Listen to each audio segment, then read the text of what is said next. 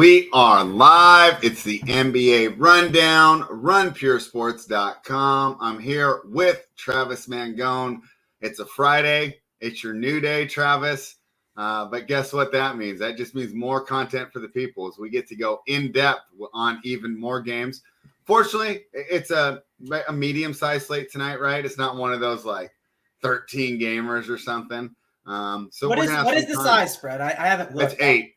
8 tonight. Okay, eight we can work around. I wonder where the game's live too, time wise. Oh yeah, it's I remember looking. There's actually like no late night games tonight. Yeah, there's 3 like really great games to kick it off, which I remember looking because I'm on the Up the Lock show covering JC. He's got like a wedding he's got to go to. So I'll be on that today. So if you guys want to check that out, I'll be there with Big T and Holden. But we're going to have a scramble to start, right? Like me, I like the backwood, right? The backwood may not be happening tonight. You know what I mean? Like I'm going to have a quick trigger. I'm going to have to make sure I'm, up to speed and everything. So after this show spread, I'll be diving deep in to make sure I'm prepared, make sure I can get my stuff all dialed in for the Up to Lock show. Travis, part of doing shows like this, right, is listening to the people and not just doing what you want, right? I'm not going to like force feed the content you don't want. And this is something I'm not really big on. Like my girlfriend was laughing because I'm just getting pissed going through my podcast because every single NBA podcast right now is just fake trades, right? And that's not something I'm into, right? But you're not a trade machine guy. Kyrie just said he wants to request a trade. And look, the whole that's on it. Richie Small says we have to talk about the Kyrie trade. Yeah, we have to. He's going to the Lakers spread. Trade. Yo, Kyrie wants out now. And hey, if I'm throwing comments here on the screen, we got to put this one up. Richie Small says smash that like now. Tyler, we're going to go for a different little setup here, though, right now. Can we? Yeah, let's change the setup. But spread. Can we change the setup, and then we're going to dive right in. I want to dive into the Kyrie stuff with Tyler because Tyler, he came storming in and said Lakers. Tyler, I've said this a million times. Why on earth would the Nets sign up for that? Why? So you get the salary dump of Russell Westbrook. So that's fine. The salary dump argument. Now, who is in free agency that but they? But the thing is, Kyrie's already like going to be a free agent, so it's not like it's a contract you need to get off of at the end of the year. You could snag them 2 first-round picks for him. In 2045, you let him walk for nothing. So what? You get a first-round pick when Mikey's having his 21st birthday party? I mean, it might not be just a 2-team trade either. I mean, you could get a 3rd team involved. You can get a 4th team involved. Russ might end up in like Charlotte in this deal where Kyrie ends up back in LA. There's no way KD's playing with Russ again. The problem here is there is no one that you actually are dying to get. Like, who is a free agent that you want to go for?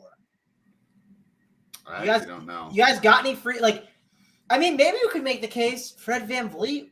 I mean, maybe I guess, but you could just trade for him. You know what I mean? And a Kyrie to Toronto isn't the craziest idea. Toronto definitely that's a spot where I could see Kyrie, right? Isn't it? I feel like that was a spot that Kyrie talked about. Maybe either he talked about being willing to go there or not being willing. I forget which one. It was either the far left or the far right. I can't remember, but I don't know. The clearing this cap thing, I guess getting the 2 extra picks, I can understand. But the problem is, unless KD is out for this season, and maybe KD is not projected. Maybe the injury is worse than we realize. I don't think that's the case, though. I don't understand why the Nets would be like, yeah, let's sign up for Russell Westbrook. I think it makes no sense. I don't think it does either. And I don't even know why he wants to trade. Didn't they win 12 straight before KD got hurt? I mean, they were moving up the standings. They were, yeah. He's got to know something. Or this is just a Kyrie move. No, he's crazy. But here's the other thing. This is like the guys. Everyone who said, I know the Warriors are sitting their guys, or I know they're playing them. You can't trust Steve Kerr. What makes you think you can trust Kyrie Irving? How did we get the plus 12 last night and not cover that shit? Yeah, well, I don't know. I mean, and then they all played. Robert came up with a good point. Kyrie can't go to Toronto. Yeah. Yeah, he can't. So that's right. So yeah, that's why I said it's either one way or it's the other, and I couldn't remember which one. So I knew it was either far right or far left. So yeah, that makes sense that he's not able to go there. But I'm telling you, there are no really glamorous free agents. Porzingis, but I assume Washington's trying to get him back. They're gonna have Kuzma for sure.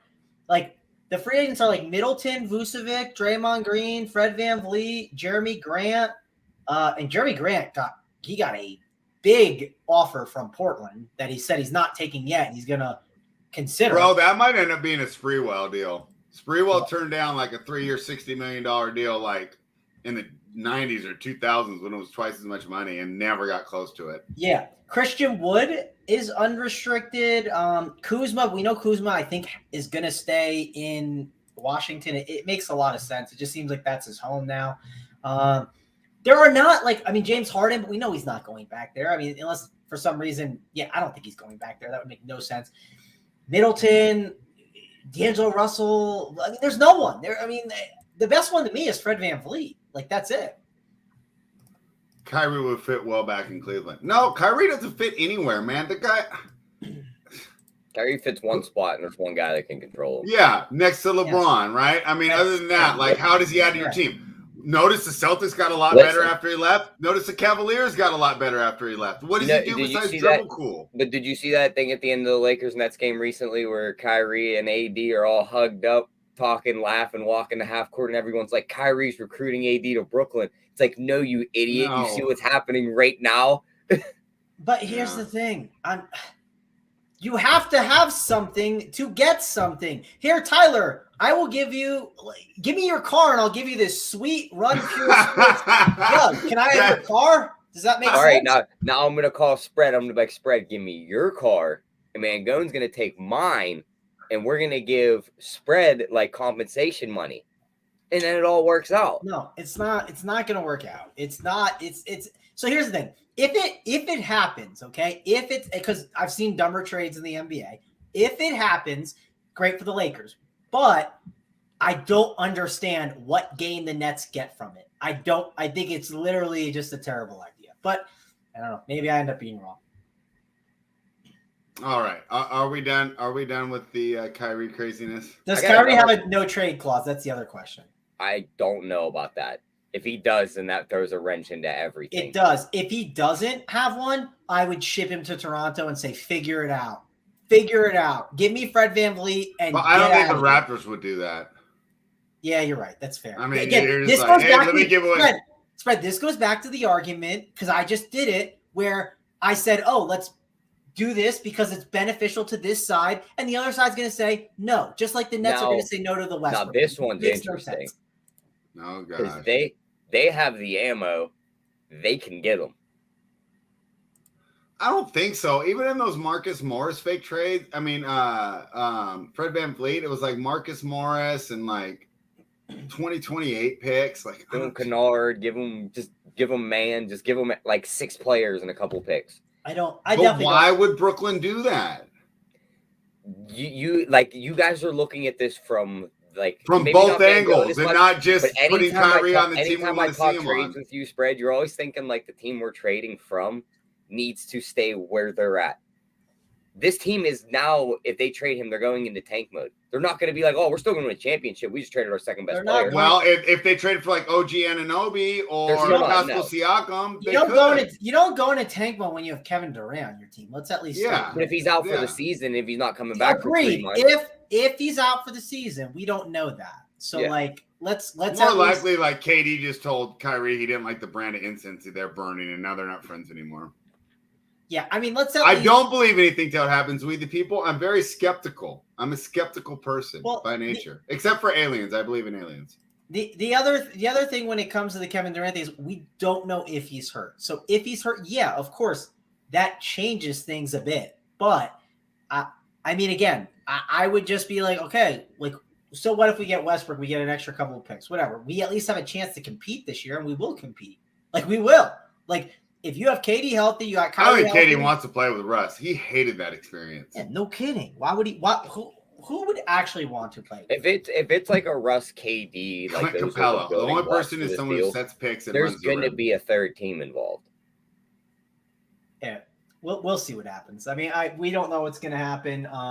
But I'm here to. It's time to stop. It's time to stop this Russ going to the Nets for Kyrie. That's stupid. I'm here to stop that right here, right now. I got another fun one for you. What if Philly calls down to Washington, says, here, take Tobias Harris and Tyrese Maxey, give us Bradley Beal. We're going for it. Okay, that's realistic. Yeah, because the Wizards would get a young player. Now we're cooking with that's realistic, right? And then the Sixers win now. Don't mind that Beal's 32, washed, and is only going to continue to get worse. Harris is a shitty contract. Okay, you don't want the Harris contract, trade, but Tyler. There we go. Maxey paired with Kuzma for your future. I can take that's pretty sweet, man. Hey, and we'll get into this actually a little later. Well, I'll say that. I do want to talk to you about Denny though and his recent uptick. Our guy BJH Blitz has another good point. This trade request came after they tried to negotiate that contract. They couldn't get it done. So he's like, I'm leaving in free agency. You could deal me before Thursday to get something out of me.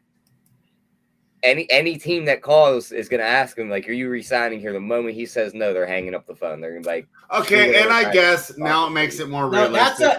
That's a fair point for the strong arm where then they could say, okay, what's our debate? We get some extra picks from the Lakers, or we make a title run and say we don't care, Kyrie. I don't know. I still take the title run. I don't want to watch Russ. Do you guys have any more fake trades you want to run by me? As long as I got my Uggs on and we're in basic bitch NBA podcast mode. Would you swap Harrison Barnes for Bogdanovich right now? Just what your team's good at, make it even better. Just make the offense just overloaded on that team. Yeah, I just don't know why Detroit would do that. They're trying to get picks. Like, why would they want a 31-year-old? Do you want a? This could be a bad take, but I think the trade of Harrison Barnes versus Bogdanovich upgrade is not worth the ruining the chemistry locker room angle that could be there of a guy that's been It's been there for a few years. Yeah. It sounds gross to say, but like he's been a core building block, and to just like kind of kick him out of town, is it that much of an upgrade? Like I don't know. And sometimes those are just like, again, sometimes that's like a piece that's been like, again, I'm not in the locker room, right? I'm not trying to be like valuing locker room glue guy, but like, is it that much of an upgrade for Bogdanovich to do that? I don't know. It's just their chemistry's rolling and real nice. It feels like one of those things that like, you try and make a run this year with the Kings and like see what happens. And then you like, once the run doesn't work, you kind of evaluate, well, what we have to replace? What do we not? And then go from there in the offseason. That's just how. Yeah, I agree. I think that if the Kings make a trade, it's picks and then you don't ship anyone out, right? I think you guys should get a backup big. No, that's fine. Like adding a backup big and stuff is, I just think, who I want is Mo Bamba. Getting rid of one of those pieces, I just think is like, for like a slight upgrade isn't worth it. Now, if it got, obviously it's egregious, but if it got you like Devin Booker, yeah, you're pulling the trigger. You know what I mean? You're like, yeah, that makes sense. But I just don't know if it's worth it. Well, there's another interesting spot, just now that you mentioned that, because when Kyrie was first moved out of Cleveland, Phoenix was one of those teams that was mentioned. And then when he tried this in the last summer, they were another team that was mentioned for both of those guys, KD and Kyrie. They look like they might have ran their course with CP3. I know they've been playing better, but it's like we could upgrade, get our point guard younger, maybe a little more of a headache, but it's a lot better of a player now too. That could be a spot where he ends up. You give them 8 and 2. They liked 8 in free agency. Now you match salaries. Are you saying you're giving Ayton and Chris Paul? You get back Kyrie and another piece. I'm not sure what that is. Or you get back, say, Kyrie, Joe Harris, and Seth Curry. Just bring shooters with them. I wouldn't. Yeah, and then instead you have the Kevin Durant. Kevin Durant has the Phoenix Suns in Brooklyn. Yeah, it's interesting. I mean, you don't get Booker the best piece, but that's not the worst idea. Do you want to see Irving on your Knicks like our guy Robert, Tyler? I mean, the thing about it is when the Knicks make trades like this, they just get raped in the trade market. Look at the Melo trade. Look what they tried to do to get Donovan Mitchell. Good thing they didn't.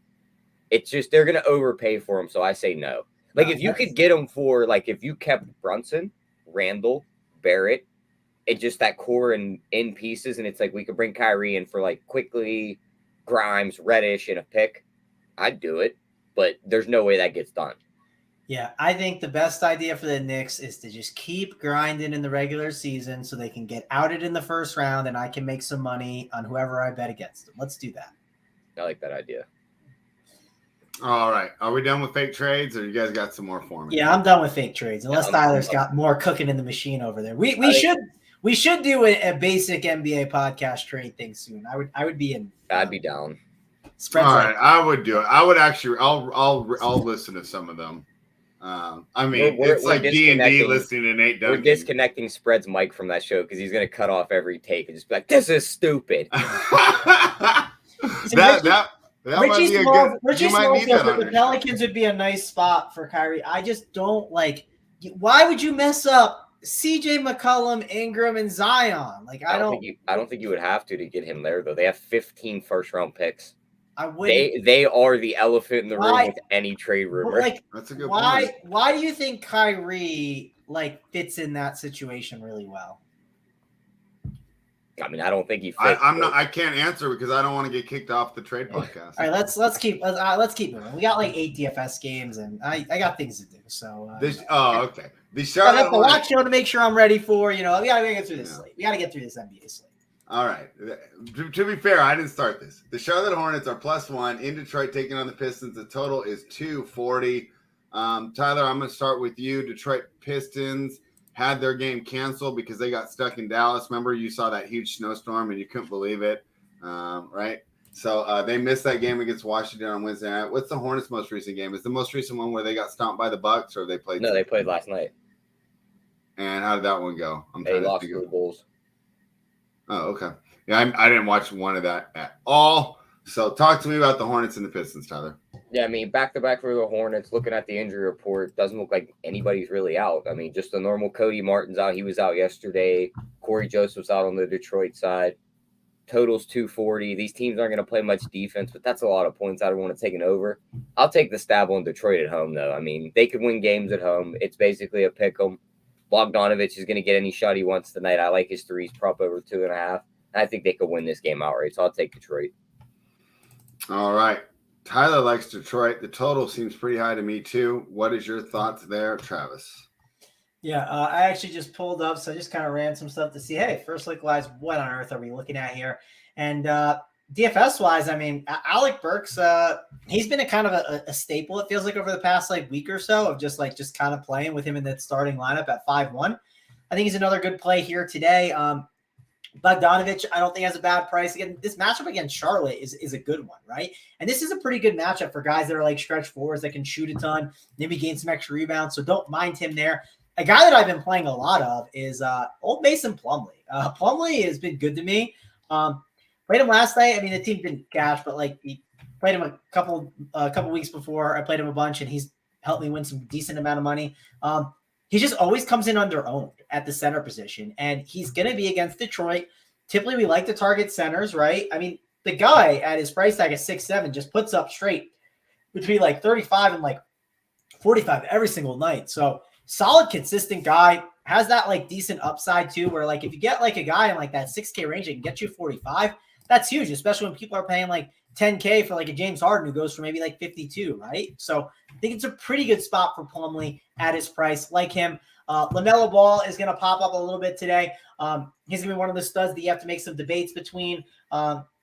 It's a great matchup, right? I mean, the one thing I liked about the Pistons a lot this year was felt like they're finally a team that they won't be in as many blowouts, mainly because I thought their offense was good enough. Now, yes, they've lost some pieces along the way, but they're still terrible defensively. And this is a spot where I think LaMelo Ball could see his big, triple-double upside. So I know you guys talked with AP about making a bet on the triple-double. I wonder what is the LaMelo Ball triple-double in the Hornets win today, Tyler? What's that bet? Give me 1 second. I'm building it for you now. Well, you do that too. If you like, one thing I didn't say, Spread, I haven't said yet, but if you have a lean on who's going to win the Super Bowl, which I do not have a lean yet, make some parlays, right? Parlay the old Eagles with the Hornets if you like the Hornets, and just have all those tickets sitting waiting to cash. That's a lot of fun. So I did it last year. I haven't made any bets on it yet because I really don't have a huge take on the Super Bowl, and this is not a segue to talking about who's going to win it. But once I do, I'm going to start doing them. But I just don't have. I love the way you dropped it in there. He's like, "Can nobody give me any rebuttal on the Super Bowl?" I don't need it. We don't need to turn this into a Your Super Bowl Take podcast. I don't need to hear that the team that's worn white has won 15 of the last 18 Super Bowls, and we need to bet the Chiefs now. We got next week to do the Super Bowl podcast takes. But yeah, overall DFS wise, this is a game to look at. I like it. I'm not going to ignore it. I shouldn't even mention Jalen Duren. We know Charlotte has struggled against bigs. I know AP has talked about how they've gotten a little bit better because they've played with a little bit more size, but with their backups. But I think Jalen Duren at his price of 5'4" has the upside to not ignore him here too as well. All right. That Sadiq Bey drop is 13-1 Mango. With the win as well? Yeah, with the win. Okay, cool. It's not like, I mean, it's not bad, but it's not a slam dunk. Sadiq Bey, your thoughts, Travis? Yeah, that's a tough one for me. I think that was enough. I think you can tell by his response you're not high on Sadiq Bey. Portland Trailblazers. Gosh, he's 5'8", and he's 5. So the one thing with Sadiq Bey is he's a very wide range of outcomes player. I thought he'd maybe be like in like the 4'8", so I thought it could be more appealing. But 5'8", I struggle with it. So if Sadiq Bey beats me today, he beats me. All right, there you got it. That's for you in the chat, Matty Ice. Keep throwing these in there, and I'll keep peppering Travis with them. We're making them work today. We're going to keep you on our toes. How about Burks? You talked about him earlier, but I love Burks. Burks is a good one for sure. I mean, again, I talk about this all the time. Like, shooting guard is not a good position to roster guys. And sure, you can go out there and be like, oh, well, I have this one guy that's like, yeah, you got one. Okay, great. Like, but shooting guard as a whole, I just ran top 50 teams. I put a little mix to make it a little unique too. The shooting guards today are as follows. Malik Monk, Davion Mitchell, De'Aaron Fox is out, so it makes a lot of sense. Other than that, Josh Richardson, Branham, Franz Wagner, Alec Burks, Jordan Clarkson, Doug McDermott, DeJounte Murray. Are you excited to play any of those guys?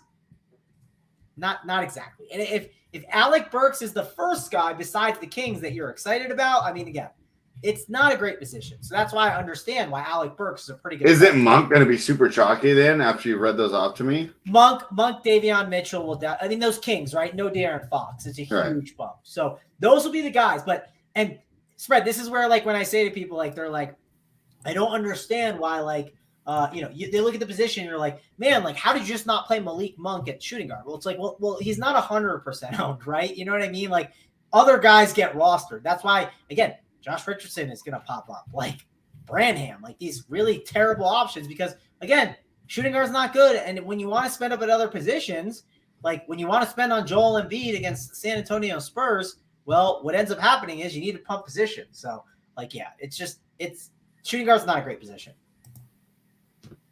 All right, let's move on to the next game. The Portland Trailblazers are +3 in Washington taking on the Wizards. The total is 237.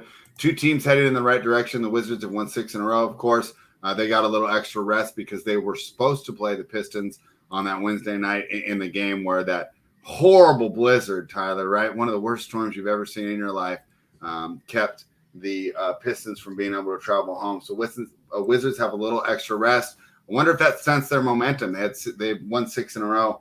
They're playing well. Portland Trailblazers, not bad either. They've won 4 of their last 5. An impressive win over the Memphis Grizzlies. But now, Tyler, I'm looking back. Is that impressive as the Grizzlies have lost 6 of their last 7? So it's interesting how the NBA season has these peaks and valleys, and sometimes our priors are not really seeing what we had right now because, right in our power rankings and the way we're making these numbers, we like the Grizzlies a lot more than the Blazers, and they completely handled them. One thing I noticed when I was looking at this game this morning, Tyler, was that Damian Lillard's point prop is set at 35.5. I thought for sure I was going to smash the under until I went to the game log. It would have gone over in like 5 of his last 8 games. So even at 35.5, I mean, that kind of gets to my point that nobody's betting these unders and the books are just going to put up huge ones because they're essentially just taking the action. Total's 237 here. Seems a little high for me.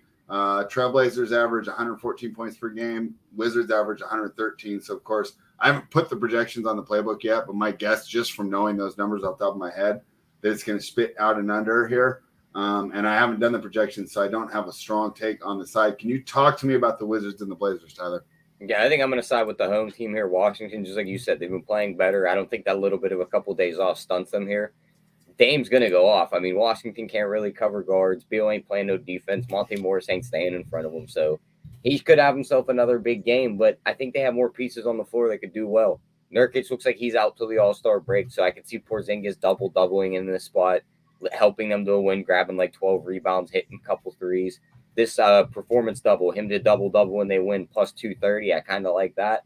And then the Dame threes prop, I think you got to play that. It's over 4.5, which is like you said, you go to the game logs. He's made 5, 5, 9, 7, 6, 4, 4, 5.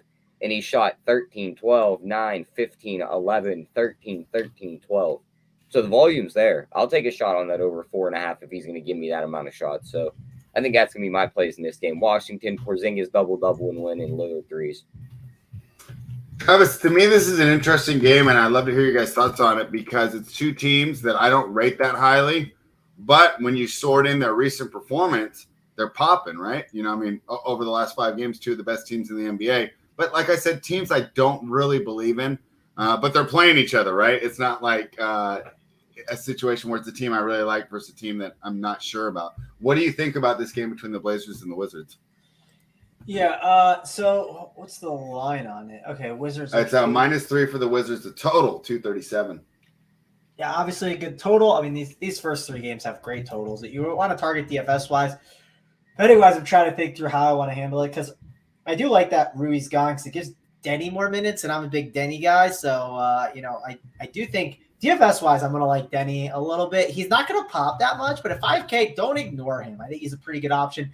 Isn't he coming off a big game, though? Are you worried that's going to jack up ownership, or is he just so unpopular it doesn't matter? I don't see people playing him at 5K. I just think there's other options they're going to go to, like they'll go to like Barnes, obviously on the Kings. Neesmith will probably because after his big game. Like I don't know. I don't see the Denny thing happening. So he's also off the bench, right? People struggle with sometimes guys off the bench at 5K, but he also gets the closeout run when it's competitive. They do close with him because he's good. He's basically their 6th man type guy that always gets the closeout run. If you remember when Tobias Harris had that role, what team was he on and he had the role? Clippers? Utah. I mean, not Utah. Los Angeles Clippers. Yeah. I think he's kind of in that role right now. 5K. I don't think he's a bad play. The Portland side, I like Dame over LaMelo Ball. Now, I understand price tags are different. LaMelo is 9.7. Dame is 10.6, but I'd go out of my way to try and get the 10.6 tag of Dame over LaMelo Ball just because what Dame's doing is incredible. And this matchup against this matchup against Portland seems good. Or not Portland, Washington. So I think it's a pretty good spot for Damian Lillard. If we keep kind of going along here, who could we like else on Washington? I guess Kuzma's a tough price.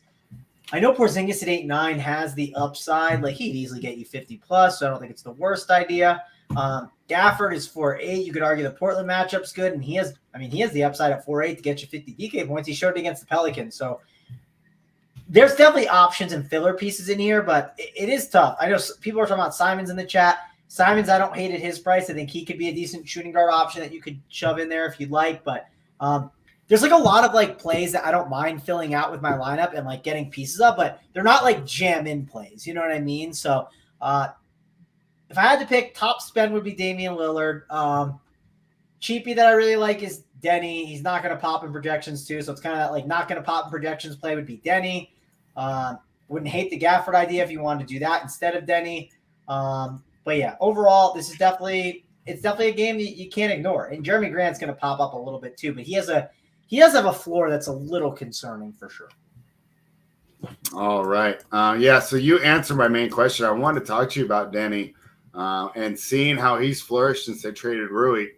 One of those things where, hey, I don't know if I thought that they got enough in return, but if, the main reason is to open up for another player that they're trying to develop, maybe what they see in practice, they say, you know what, Rui might be better right now, but Denny's got a higher ceiling. He fits in well with the team. So nice to see you on him tonight because that was someone that I had circled as someone who's really improved. So, if you look through the game logs or the average fantasy points per game, it's going to be way muted compared to what we're really getting from him. He's definitely not like projecting incredible. So he's one I'm going to he's one of those, like I went into the day thinking I'm going to like him a lot. Now he's not projecting as well, but I'm going to make some adjustments to see how high of a bump do I have to make it. Like if it's too high and I'm still not getting him, then I might think a little bit about it. But I do think his role is really good. And at 5K, I've been kind of hoping it would be Like I was hoping to get him low owned, but and I am. So I should definitely try to see if I can make it happen. But I don't like to force things as well. So yeah. RunPureSports.com. Subscribe to the channel. Give us a thumbs up. And of course, if you're not a member, you're leaving money on the table. Choose your favorite panel member. Spread 15, Tyler 15, or Mangone 15. Get you 15% off your first month. Tyler, I don't have lines up for this one, and it's been off for a little while. But when I looked this morning, the Kings were laying 3 or 3.5 to the Pacers, and I can't remember the total off the top of my head, but I guess Randall's got Kings -4, 233.5. 233.5, huh? It's kind of low. I wonder if it's from the Fox News. I don't know if that was popping. Fox is out, and Halliburton's probably going to sit. I mean, he's going to sit too? He just played last night. He's back off the injury. He's questionable. I think Hallie could sit. Bro, this is the biggest revenge game. Like usually Travis says it because they play pick up against each other in AAU. But Halliburton literally was heartbroken by the Kings. Unbelievable. I had wrote out. Why'd they rush him back for the Laker game then? That's the other. I wrote him up for over on PRA. I figured he was going to be fired. I kind of think he plays And there's props listed for him. He's just got that Q tag next to him, so there is a chance he plays. Yeah, I was if you're Halliburton this morning. If you're Halliburton, right, and they say, "Oh, you're good to go for the Lakers game, but you can't play the Kings game," I'd be like, I'll play the Kings game, right? Like that's what you'd pick. Yeah, let Mathurin go take out. Let Mathurin go do that, right? I mean, that's what I would do, and we have revenge on all the sides, right? I mean, Buddy Hield revenge. I mean, we know him. He hates. He's actually said negative stuff about my city. So I know the other guy that was in that trade, Sabonis. Yeah, but Buddy Hield is great. But yes, there's a lot of revenge every single way. Sabonis has never said anything bad about them, though. Yeah, I mean, I don't think I've ever seen the dude say anything. Hey, sometimes he's like you, Tyler. All he does is just get stuff done, you know. I'll dive into DFS real quick because Sabonis is let's kick it off with that because 10-1 against the Pacers, that's a great matchup where he could easily have that 60-point DK game. So I think he's pretty good. I don't hate Miles Turner with his upside, but it's obviously something tough to stomach because what his downside could be. So you always have to understand that. But he healed at 6'5". I mean, listen, I'm always into some revenge. It's obviously not an ideal spot, but if Halliburton's out, I think it helps Buddy a little bit more. Would help Mathurin, of course. Halliburton is 9-2. It's kind of a tougher tag to get to for me personally, but yeah, we'll see what his status is. Obviously, the minutes could be messed around with too. That's another thing to think about with Rick Carlisle, right? Can he jerk around with the minutes on a back-to-back? So something to think about when rostering Pacers. So I will probably gravitate a little bit away from those guys. Also, Aaron Nesmith was chalk yesterday. He was going to be really chalky if it wasn't for the Knicks news. I'm not chasing this chalk. I'm good. I think people will go back to him. Not as much as maybe yesterday, but people will go back to him. I don't think I will. We do have to like the Kings side. Obviously, I talked about Sabonis, really interesting spend. There's no Fox, too, so that's really good for his usage. So at 10-1, going to be someone that we like a lot today.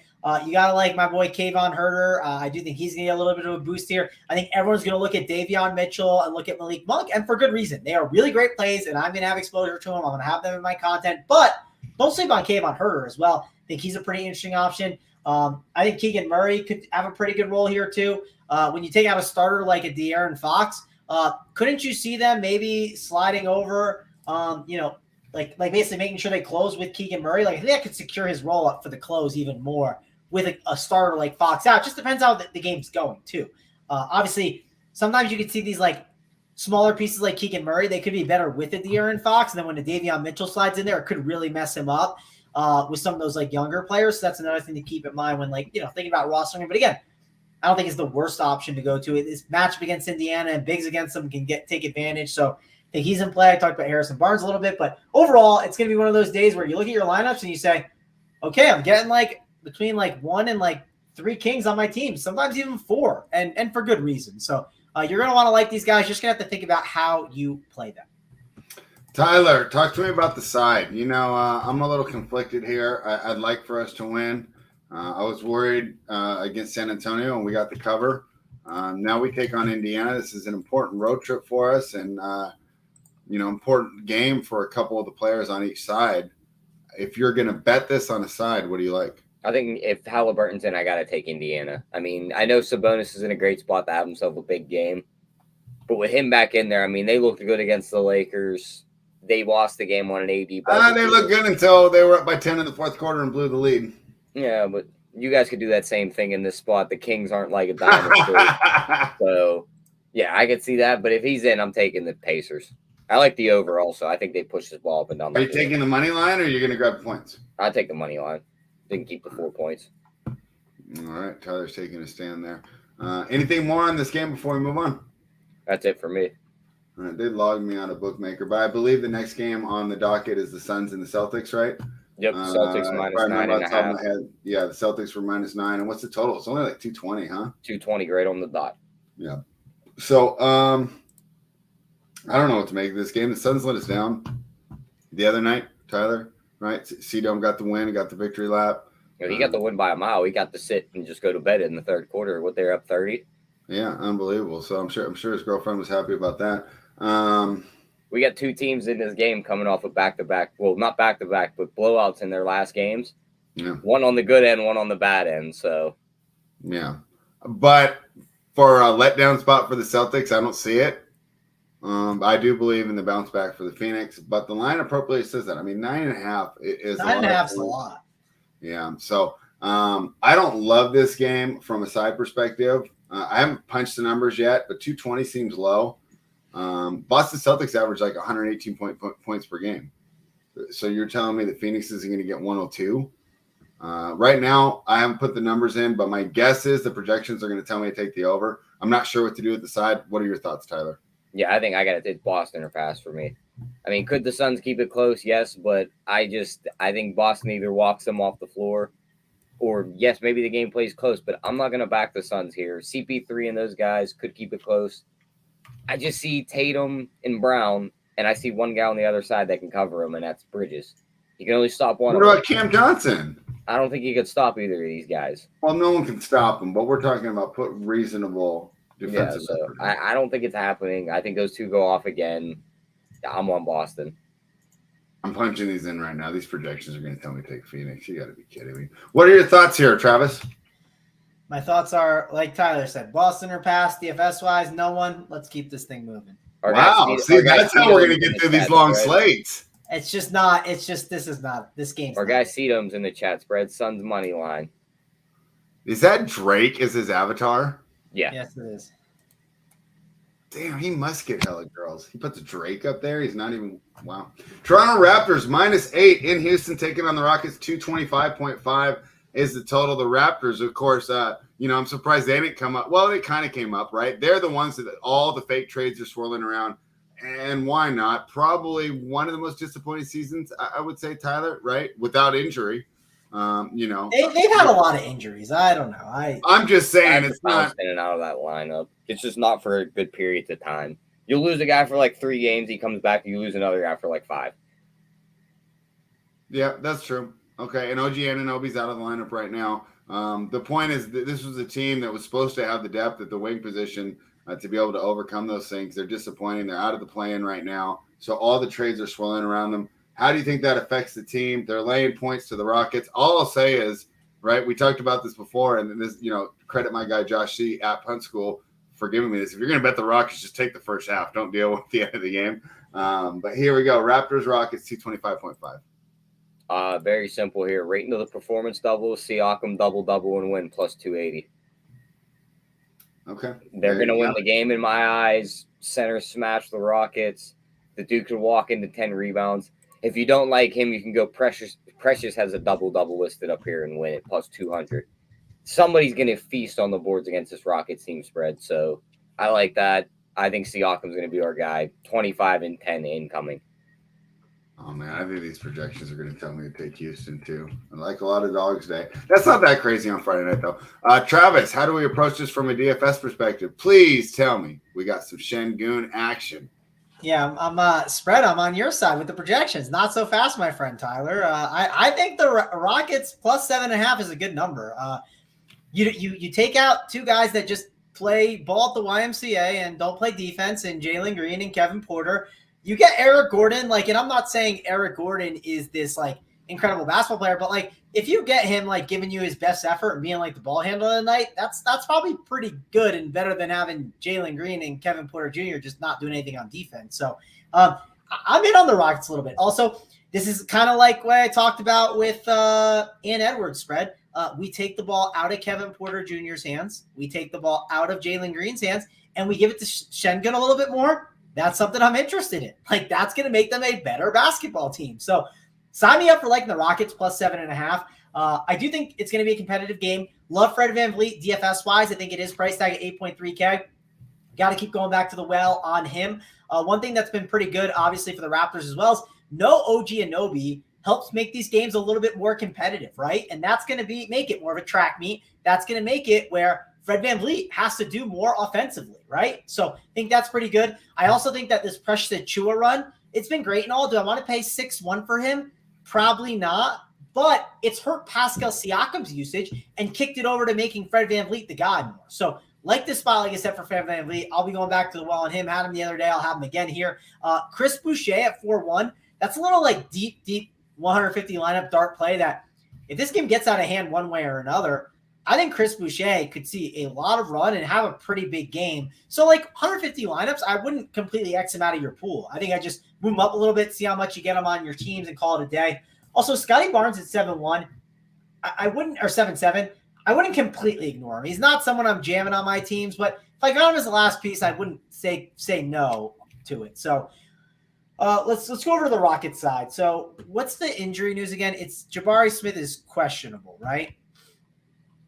Is that correct? Yeah, he's questionable for this game. So if he misses, Tari Eason would be in play at 5'8", because then he'd slide in the starting lineup. Wouldn't ignore him. I think KJ Martin at 5'7" is not a bad option to consider as well. Again, it's a definitely more of a aggressive tag than you've seen in the past, but I do think he can get you in that like mid-30s. And for 5'7", that's definitely not bad for sure at that small forward, power forward spot. So don't mind him. Deshaun Nix at 3'8". I don't think he'll be a value I get to today. I think there'll be other options that I look at. But overall, not a bad DFS game.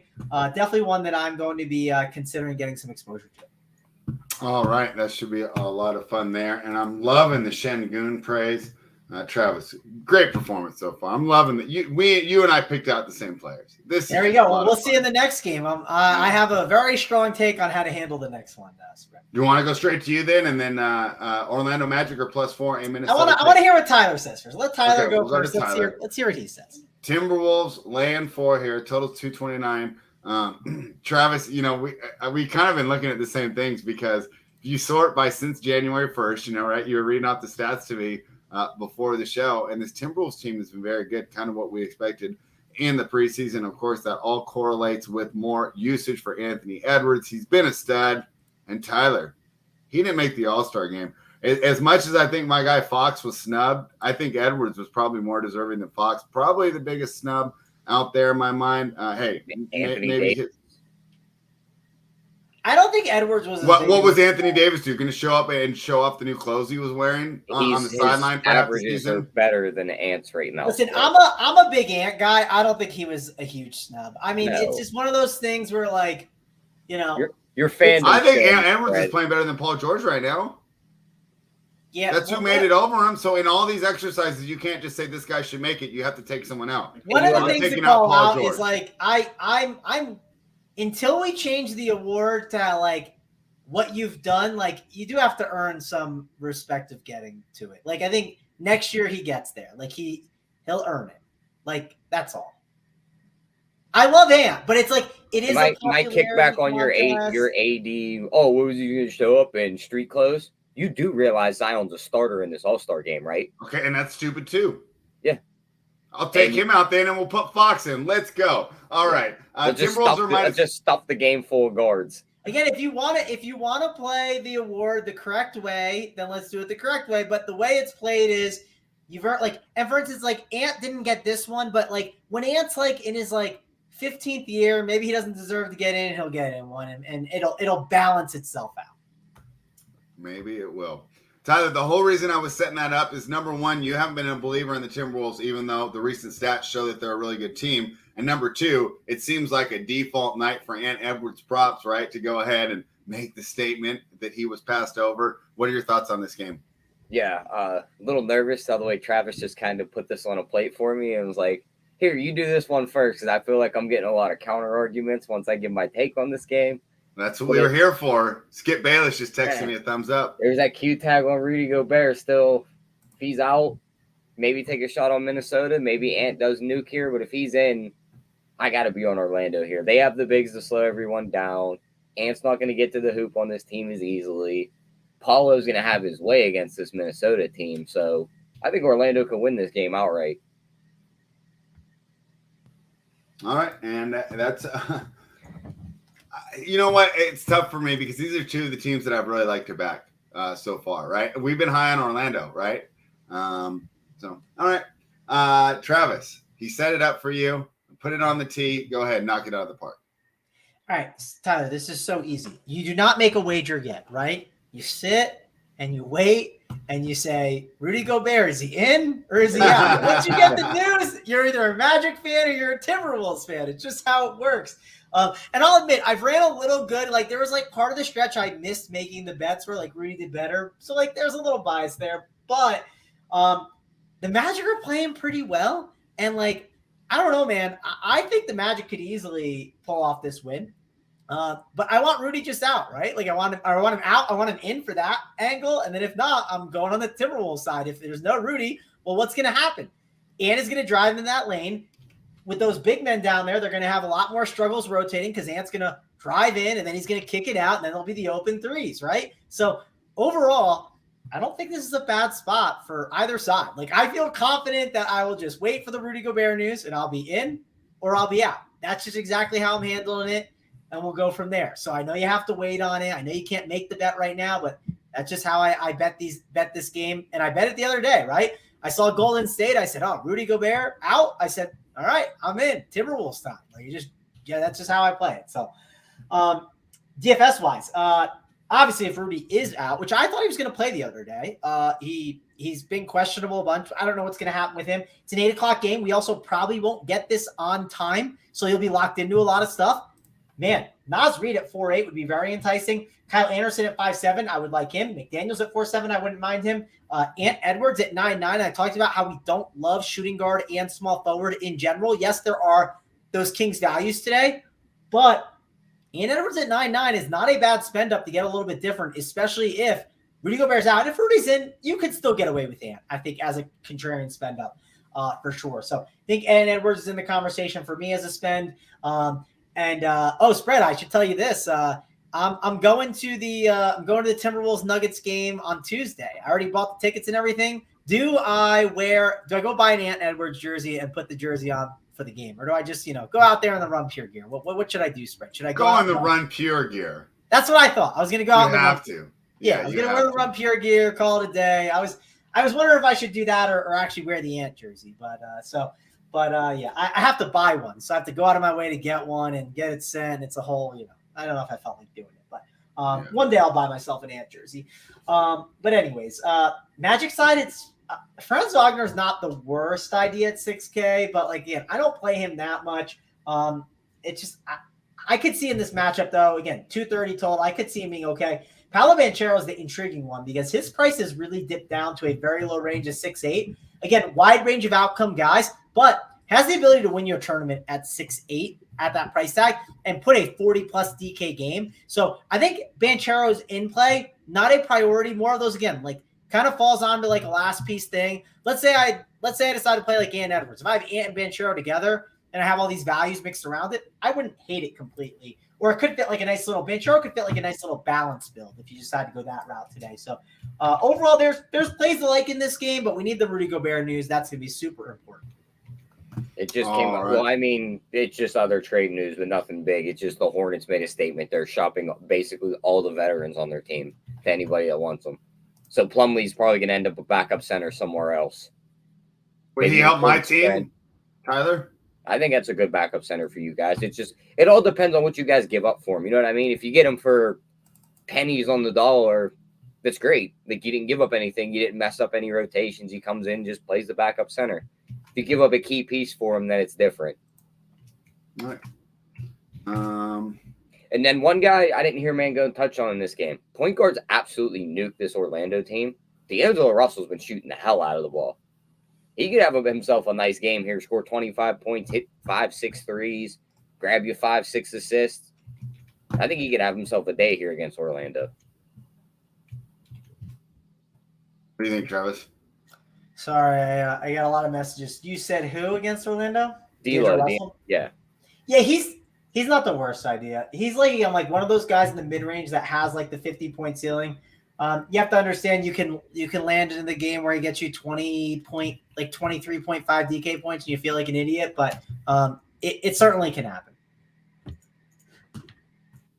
All right, just for all the Run Pure members, I'm putting in the projections right now. If you see the tags, those are going to be mine. So if you're a big Tyler guy, a lot of my projections are going against what he likes tonight. So your projections don't know if Rudy's in or out, so that's the problem, Spread. You know. Yeah, I mean that's a great point. Marquee It's that simple of a math equation, Spread. Sometimes we just got to make it real simple, and I'm sure if I end up being wrong, someone will at me and say I'm an idiot. But it's been profitable throughout the year when I've done. When we come on YouTube every day and we take a stand on every single game, we're gonna be wrong. Every once in a while. I feel very confident. I know I will, as long as I don't forget, which I'm a forgetful person. So sometimes this happens, but if I remember and see it in time, I will be wagering on this. I will be wagering on whether Rudy is in or out on either side, and I'll be rooting at home tonight. All right. Marquee Music Group dropped some new music today. Marquee, if you're on Twitter, send it to me on Twitter. I'll go ahead and retweet it. We got to get it out there. You're always supporting us. We want to do the same for you. So, guys, Marquee dropped some new music today. Let's move on. Before I move on from that, should I bring a sign to the game and say, like, trade Rudy, but like recoup the picks? Like, should I be out there making? No, you should only bring Run Pure stuff. No, Run Pure stuff. That's how he gets on the TV screen. Yeah. If he takes a sign like that, trade Rudy, get back the picks. Yeah. Move on. Yeah, that's how you get the RPS. This little RPS logo on the bottom. The big sign. I'll be sitting. He'll have the hoodie on while he's holding it up. You know what would be amazing? If I sat literally right behind the Timberwolves bench, and I just held up a sign behind Rudy Gobert, like worst trade in NBA history, and it's like right behind him. Oh, that would be incredible. Yeah, then Mangum can't come on the show because he has COVID. Just to go over it real quick, since we only got a couple games left. Dylan Brooks. We didn't even do that. What a jerk! Don't get me started. There's gotta be a suspension for this one, right? Like, there's no way you could be like, I rolled over and I accidentally forcefully punched him in the nuts. He's my least favorite NBA player. Yeah, like if there was a guy I watched just ankle turn, snap in two places, roll over, hurt. If it was him, I'd be like, just roll him off the court and let's keep this game going. If I had to make a least favorite NBA player list, let's hear your least favorite team. I don't know about team. Well, I already know who your starting center is. The team. My starting center is Rudy Gobert. My starting point guard is Russell Westbrook. My starting is Dylan Brooks shooting guard. We'll give him shooting guard eligible. Whatever you want him to be, yeah. Right. Dylan. So one of my wings is Dylan Brooks, no doubt. I will put him in that club. Who else would make it? I'm trying to think of teams. I'm not a huge LaMelo Ball guy, but I wouldn't put him in there, I don't think. I don't know. I'm just not a huge guy, but he wouldn't probably make that list that hard. Who'd be my power forward? That's a good one. I don't know. We'll have to come. I'll think about it. We'll see. But that's my starting three. So if we're starting a big three league of guys I don't like, those are the three for sure. I'll probably just take the starting five of the Los Angeles Lakers, being a true hater. Whoever it is, that's my five least favorite players. I can't wait to do these shows when they're making a playoff run one of these years. And Spread just I don't want to fucking do this show. We got to go on and talk about these guys winning another game. I'll do it. I'll do it. I'll be in here and I'll be suffering through. And the chat's going to be livid. Mikey's smile's going to be even bigger. Can DeAndre Ayton play the 4 with Rudy Gobert? Can it be that? Yeah, we can do that. It can be whatever, as bad as the team you want it to be, man. Go. I don't like Ayton either. All right. The Philadelphia 76ers are laying 10.5 on the road, but it's in San Antonio. Makes sense, right? Spurs, to me, they're the worst team in the league. To me, the San Antonio Spurs are the worst team in the league. I have them losing on a neutral to every single other team in the NBA. The total's 234. Tyler, I hate games like this. I hate it. It's Friday night. It's in San Antonio. The Sixers could overlook them or they can win by 30. I think it's really tough. What are your thoughts? Yeah, I mean, I think Philly wins. I don't want to lay 10. Looking at the performance doubles, these Embiid numbers are really high. Like his double-double and wins, -140. The 10-plus rebounds and win is -130. It's basically the same thing.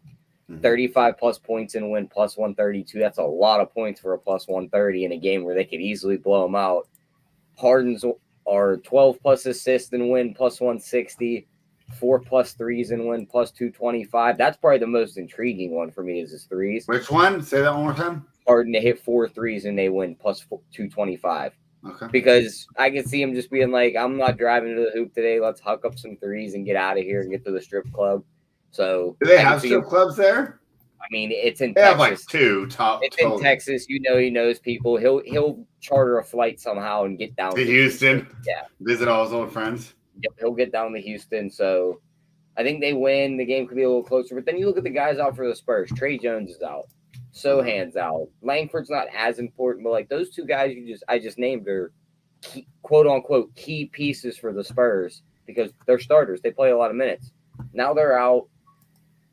Man, to be honest, it's probably that Harden performance double, and that's it for me in this game. Just gonna hold my nose. Hopefully, you can hit those 4 threes, and that's it. All right, Travis. I don't like this game from a betting perspective. What do you think from DFS? The Timberwolves, not Timberwolves, the Sixers and the Spurs. You know me, betting wise, I'm not touching a Sixers game. I'm good. But Joel Embiid interests me in DFS because the Spurs, I'll give them this at least. They've been like making games competitive enough, and I think Joel Embiid definitely in play at 11.3K. Just depends if you have the value to spend that tag, right? That's the real key. Other than that, I don't want to play anything on that Sixer side. Trey Jones is out, and with Trey Jones being out, Josh Richardson, probably going to run the point guard a little bit. Branham at 3.6, going to get some more opportunities there. You can make a case for Keldon Johnson's usage being okay, but 7.3 for Keldon, I don't know if that's how I want to allocate my money. Yaga Podol at 5.6. Man, 5.6 is a great tag for him. Matchup's not the easiest. So that's another thing to think about a little bit. I wouldn't tell you it's the worst idea, but again, I'm not racing to play Yaga Podol, I don't think. And these bench players, I don't know. I don't see much really sticking out to me that I want to get to. You could make a case for a Doug McDermott as like a full punt. Maybe he sees a little bit more minutes, but yeah, I think overall it's really focusing on those guards, right? Those cheap guards of Richardson, Branham, and Embiid as a spend up, and then that's it. All right, last game of the night. We're doing pretty good, Travis. Atlanta Hawks. We recovered after our trade machine conversation for way too long. And we even did it. We went like 20 minutes into that trade machine conversation. We still banged out the game. It's only 3:01. So don't let people know this, but Travis actually can break down games in a quick manner, right? It's a secret here, but the truth's coming out. The Hawks are +1 in Utah taking on the Jazz. Total is 242. Tyler. The Hawks surprised us on Wednesday night. They didn't surprise our guy C-Dome though. But they had lost 4 or 5 going into that game, which is one of the reasons I was just riding the streets. You know, Phoenix was playing well. Hawks weren't playing well. They got the win. Seemed like they got some good mojo going. The Jazz, after, kind of having a rough streak, have recovered. They're playing like 500 basketball, which is pretty good in a stacked Western Conference. Jazz are laying 1 at home. We talk about Utah being a tough place to play, but Atlanta is the more talented team. I think you can make good arguments on both sides. Which side do you want to argue for? I'm going to take the Atlanta side. I mean, after watching what they did to Phoenix, I know it's just one game, but they blew them out. They were fully healthy. They look good. I mean, I know they've heard the talk all season. Nobody likes Trae Young, this and that. Maybe this team's finally going to rally around their guy and just be like, you know what? This is our roster for this year. Maybe he's gone in the offseason, but these are our guys for the rest of the year. Let's run this out with our guys. So I think they match up well with the Jazz, too. Like, they could put bodies on Markkanen. You can get a Collins on him. You can get a Hunter on him. And these guards for Atlanta are just going to have their way. So I like the Trae Young props, like the DeJounte Murray props. And I'll take a shot on them at underdogs heading to Utah here. I think they can win this game outright. When you talk about people hearing the news, I think Trae heard the news because he's had double-digit assists in every game since he's been back. He's been doing a lot better as a facilitator. Right? Hey, when you're dropping 10 dimes a game, you can get away with some of those half-court shots. I think it's a little bit different. Travis, seems like an interesting game with a total 242, but a fairly clean injury report. Yeah, I mean, speaking of guys, you could maybe make a trade. I don't know, Trae Young for Kyrie. Problem is Kyrie probably won't want to be there, but I don't know. It's if we want to bring up the trade, That would be sweet. That'd be a great Atlanta trade. wouldn't do it, but I think Trae Young's moved in the offseason too. I think you hear late rumors come Thursday that his name came up. Yeah. But he's one of them guys you can't make a move for on the fly. Yeah, he just doesn't seem like he wants to be there. I agree. I don't think the Hawks would do it because I don't think Kyrie would stay. That's I think the issue. But yeah, I don't know. It's an idea I just thought of. But yeah. Anyways, so the Hawks have been terrible defensively, and they're like Portland, right? Portland and the Hawks. When I were watching them the other day, and I was like, I mean, are we am I watching just like the YMCA right now? I got friends I play with sometimes hoops, and I'm like, man, can you step up and play a lick of defense? At least don't let the guy blow by you. It was bad. So I've definitely taken notice of Atlanta and Portland that we need to target them a lot more in BFS and think about it. And great spot for Lauri Markkanen, a guy that just gets a bucket, right? I mean, how many buckets do you think he's going to get against them? I think he's a pretty good play DFS-wise. 8.4K, that price has gone down. He was in that 9K range. I think it's not a bad spot for Lauri Markkanen. The problem is they are a little more crowded, right? Because Kelly Olynyk's there, Walker Kessler, Jordan Clarkson, Conley, and then your bench is a little more loaded now, right? I mean, Jared Vanderbilt, Colin Sexton, Malik Beasley, your fourth guy on the bench now is Rudy Gay or that Oche, whatever his name is. I mean, again, this team is a little better now, so that is going to hurt Markkanen's usage a bit, but I still think he'll be fine in this matchup. I think you can make a case for Walker Kessler at 5'8", has upside at the price. But again, Capella's not the easiest matchup. We were picking on him more when Okongwu was in there. And then on the Hawks side, it's I don't know. These price tags are tough to get to. I think you can make a case that a Capella or a Collins could have a big game at their price, but they're just more crowded now with Trae Young. Trae Young's price of 9.4 is cheaper than normal. And this is a good matchup. We saw Fred VanVleet just destroy them at the point guard position. So you could make a really good case for Trae Young at 9.4, but understand you could run into that fantasy game that's 40 DK points. He's just one of those stars where the floor is a little shakier because he's surrounded by a lot of high usage guys. So you always have to think about what will the ownership be. And if the ownership's 2% or something crazy like that, and it's a great matchup, you definitely have to consider playing it. So overall, it's really looking at the studs. It's Trae Young on the Hawks side. It's Lauri Markkanen on the Jazz side. All right. There you have it. That is the whole slate. You're not playing any DeJounte Murray? Wait, what would you say about Murray? You're not playing. I heard you bring up Trae Young on the one side, Markkanen on the other. Anything about DeJounte? He's not the worst idea, for sure. I hate these situations where it's definitely more crowded for sure, and you have to pay for an expensive guy because just I feel like they have the floor to bury you a lot. You know what I mean? I hate when there's nothing worse than your guy above 8K. Jimmy Butler's a great example yesterday.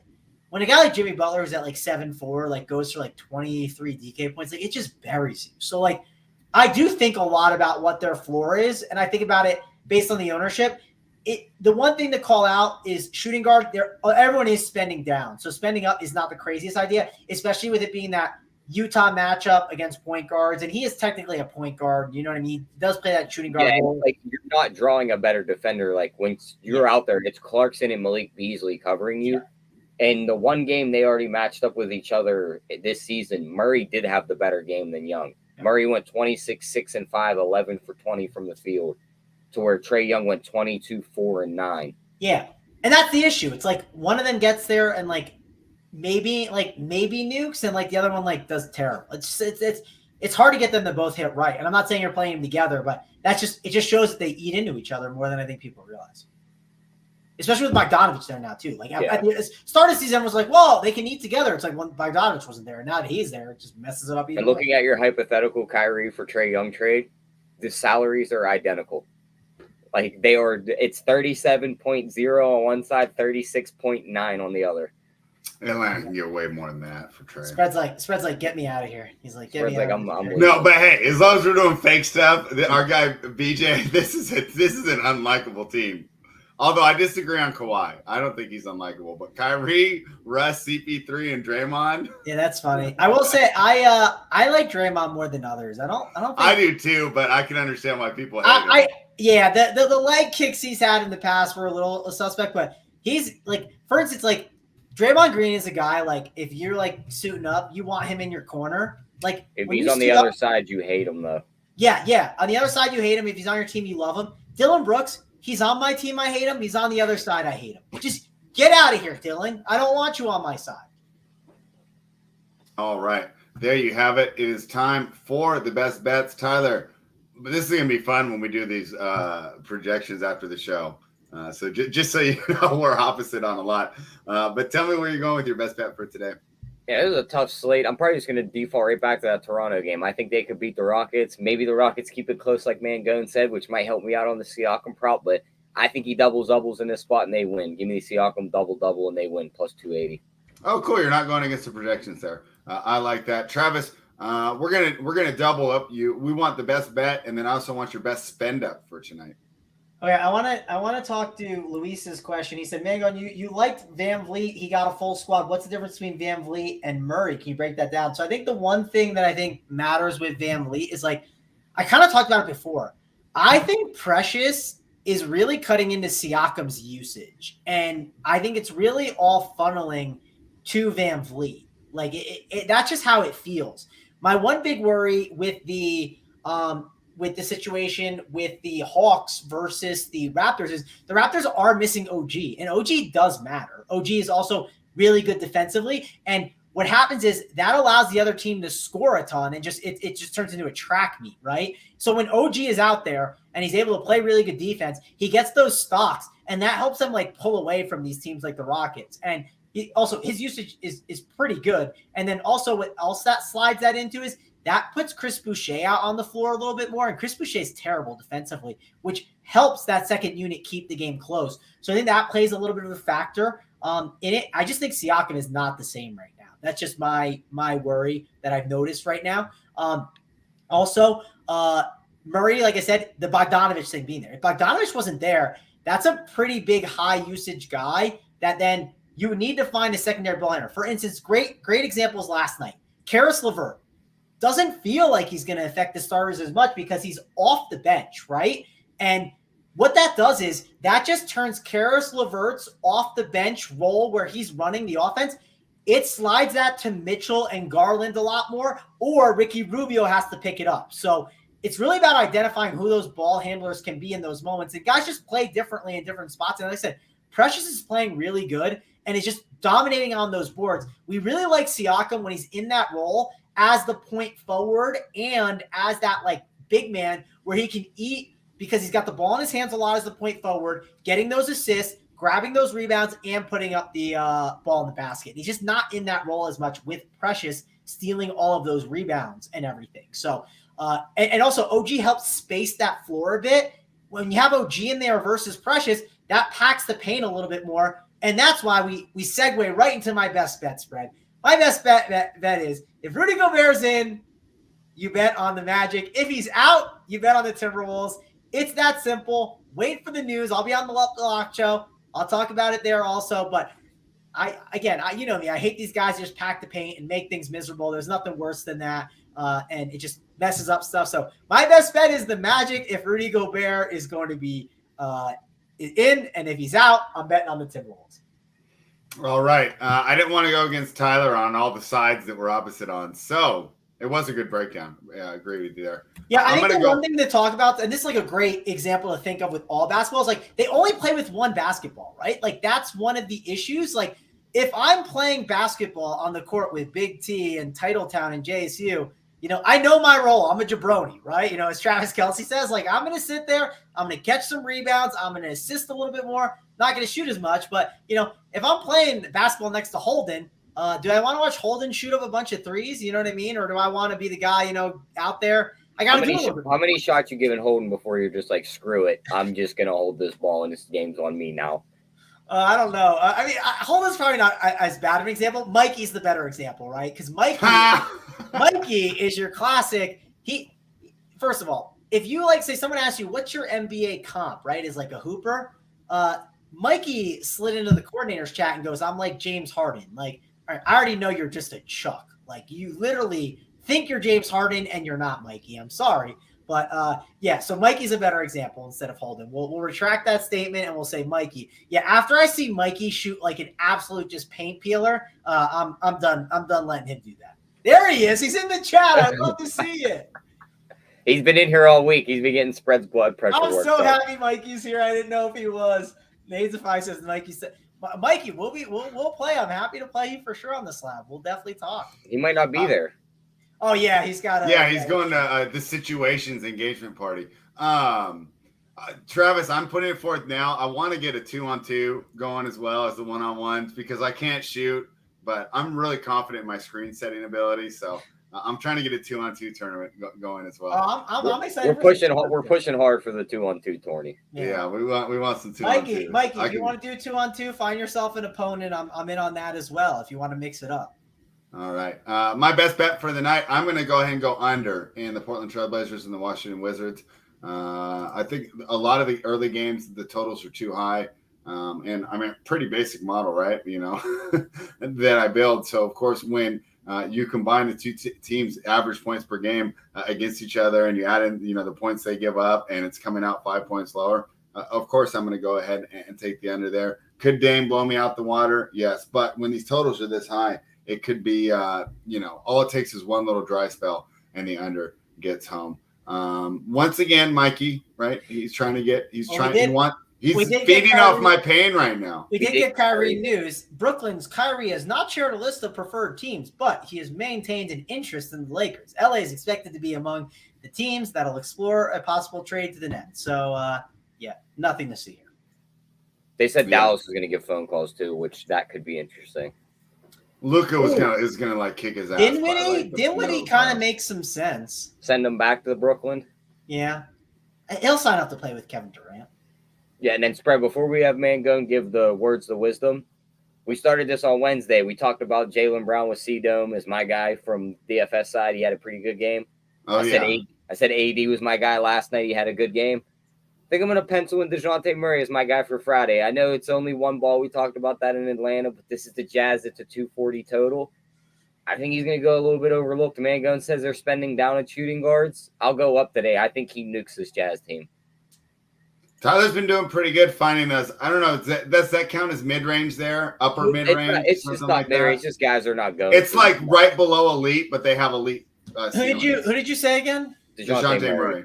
Oh yeah, I mean it's not a bad idea for sure. I forgot you asked me for mine. I'm going back to Fred VanVleet. Fred VanVleet is one thing I do like about him too at the price is he's at that sweet spot of that 8-3 range where man, listen, if he gets you 43 or 44, which has been kind of the floor, you're not going to hate on it for him. You're not going to be okay, you absolutely sunk my lineups. You know what I mean? So that's perfectly fine at that price. So I like Fred VanVleet. I'm going back to the well on him. I think he comes out and has a pretty good game here. I mean, hey, if we're giving out DFS plays, I can't be left out. If Tyrese Halliburton plays, give me Halliburton, man. That's the ultimate Mangone revenge spot. I'll be wearing my Mangone Taught Me Revenge t-shirt watching the game. So that will be my favorite for tonight. Mangone, appreciate having you on today. He's going to be on from Fridays from now on. So adjust your calendar. If you're a big Travis Mangone fan, of course, join Raptors Sports with that promo code Mangone15. If you like the guy with the backwards hat, that's Tyler15. And if you appreciate watching my blood pressure go through the roof, spread 15 is your promo code. Travis, get us out of here. You're supposed to say something cool though, not in the show. Rudy Gobert sucks. Let's get out of here. Run fear.